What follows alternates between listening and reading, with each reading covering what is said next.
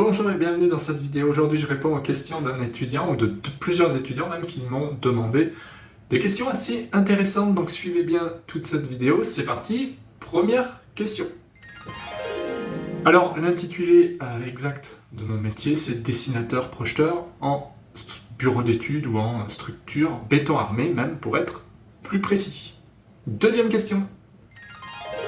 Alors, les tâches qu'on réalise en général, c'est des plans de coffrage, des plans de ferraillage, des plans de terrassement, ça peut être des plans d'implantation, de grue par exemple, des plans de recollement, des plans de réhabilitation, des plans de tout ce que vous voulez en fait. Ça dépend, moi j'étais plutôt en béton armé, donc bah, c'était ces plans-là. Après j'ai fait un peu de VRD, donc c'était des plans de réseau, etc. Voilà. Alors troisième question. Quel outil machine utilisez-vous? Alors, je pense que c'est plutôt quels outils, on travaille sur ordinateur. Les machines, ça peut être des imprimantes, des traceurs, et puis la machine en elle-même, c'est un ordinateur avec des logiciels. On le voit juste après. Justement, les logiciels, c'est AutoCAD, Revit, mais il y a des équivalents comme GStarCAD, BricsCAD, etc., qu'il faut impérativement maîtriser. Et puis il peut y avoir d'autres applicatifs aussi, comme ADFR, etc., qui peuvent venir se greffer en plus. Autre question, alors oui, en général, on travaille sur son lieu de travail, mais de plus en plus, avec le télétravail, il est vrai qu'on peut travailler à la maison, tout à fait. Ce métier, oui, il permet de trouver facilement du travail. On dit quand le bâtiment va, tout va. Donc en général, c'est ce qui se passe. Il y a quand même pas mal de travail, sauf quand on débute vraiment. Il faut faire attention à ça, il faut quand même avoir les bases, bien se former, et là, ça vous permettra effectivement de trouver plus facilement du travail. Alors, le travail d'équipe, c'est quand même la base de ce travail. Quand on est dessinateur-projeteur, ça veut dire qu'on travaille en équipe avec des ingénieurs, on travaille également avec tous les autres corps d'État. Donc c'est vraiment pas un travail qu'on fait seul en fait, c'est un travail d'équipe, tout à fait. Si on veut travailler seul, à ce compte-là, il faut être freelance, mais n'empêche qu'on n'est jamais vraiment seul. Autre question. Ah ouais, fourchette de salaire, fourchette de salaire, c'est intéressant. En général, quand on commence, on est dans les 1008, peut-être 1009 maintenant. Et puis ensuite, on peut monter à 2005, 3000 euros assez facilement. Enfin, facilement. Ça dépend, toujours pareil, ça dépend des compétences. Il y en a qui resteront à 2005, 2006, et d'autres qui pourront monter jusqu'à 3000 ou plus. Même, j'ai connu des gens qui étaient facilement à 3004, 3005. Donc tout dépend vraiment des compétences, de la capacité à vous intégrer, aussi peut-être à former les autres, etc. Alors, avez-vous de l'ambition pour travailler à l'étranger? Ouais. Travailler à l'étranger, ça dépend. L'ambition, moi personnellement, j'ai pas besoin, j'ai suffisamment à faire en France, mais effectivement, on peut travailler à l'international pour peu qu'on maîtrise l'anglais, sans problème. Alors, quelle évolution de salaire? Ouais, donc ça va avec le salaire. L'évolution de salaire, tout dépend. Donc, on a parlé de la fourchette de prix.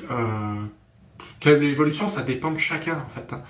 Il y a des gens qui resteront plafonnés à 2000, 2100 euros, et il y a d'autres gens plus investis, plus gourmands aussi, et plus investis, surtout, plus motivés, qui vont monter plus vite. Donc, après, il ne faut pas espérer monter trop vite. On va dire que chaque année, si vous prenez 100 euros, c'est déjà très bien.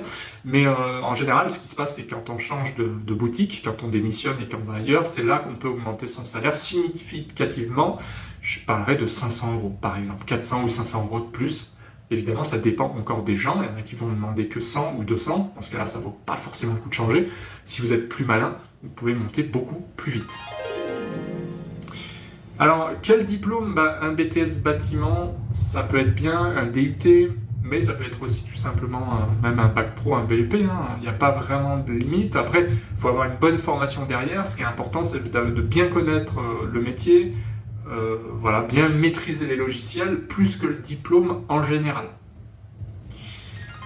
Quelle filière de formation? Alors, je crois que oui, c'est dans les les lycées technologiques, enfin lycées techniques, effectivement, où on peut se former à faire des bacs, par exemple STI Génie Civil, maintenant ça va être STI 2D, je crois, et BTS derrière, voilà, en bâtiment, ou Génie Civil. Mais il y a, sinon, si vous êtes plus adulte et que vous voulez vous tourner vers le Greta ou l'AFPA, je crois que vous pouvez avoir des formations qualifiantes.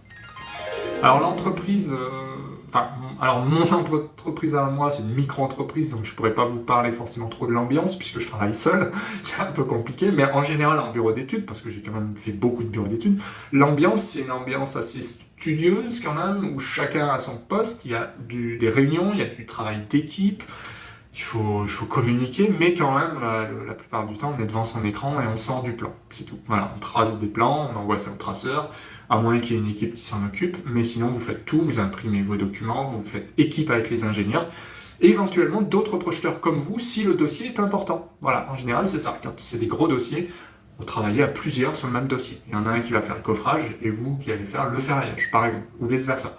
Et puis, ça peut être 2 personnes qui font le coffrage, ou 3 même, là c'est vraiment hors norme, avec plusieurs personnes qui vont faire du ferraillage. Donc là, c'est des projets intéressants, c'est technique, c'est compliqué, ça peut aussi amener à des clashs, mais bon, ça fait partie de l'ambiance aussi. Hein.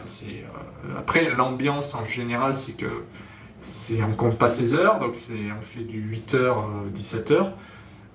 Mais voilà, c'est l'ambiance, bureau d'études, c'est comme ça. Il y a de plus en plus de télétravail, mais néanmoins, comme on a besoin d'être sur place, c'est compliqué. Donc, voilà ce que je pouvais vous dire. J'espère que ça vous aura un petit peu éclairé. En tout cas, je vous souhaite une très bonne semaine. Prenez soin de vous et à bientôt. Salut!